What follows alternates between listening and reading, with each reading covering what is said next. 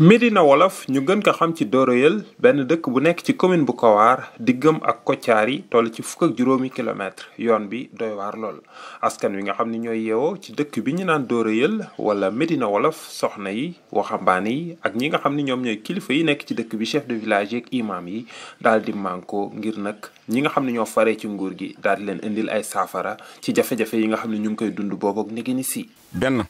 amuñu ndox amuñu yoon. amuñu la santé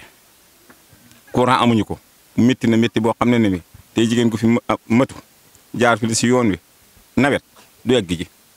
ñaata jigéen ñoo accouché fi si yoon wi ndox amut dara amut tey boo seetee ñun dëkk yi wër tuntu Kotiari bi yëpp tey kenn koo gis ma nga amee yoon foo dem courant àgg na fa ba mu des Médina Wolof.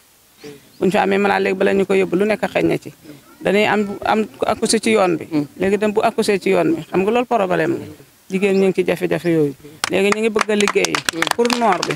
bëgg nañ mbéyu noor bi waaye amuñu lu ñu jàppale. études yi ngay dund fii da ngay bëgg a changer air pour xool ndax sa dundin dina changer parce que nit ki boo nekkee si lieu nga xool ne lieu bi daal gisoo si sa bopp il faut nga xool solution booy def pour mun caa génn. yoon bi dafa am xur benn faro mooy booy génn Kotiari comme fu ñu taxawoon noonu souvent dañuy am foofu jafe-jafe trop parce que am na année bee passé am nañ benn koor bu nga xam ñëw na jógee na ba Dakar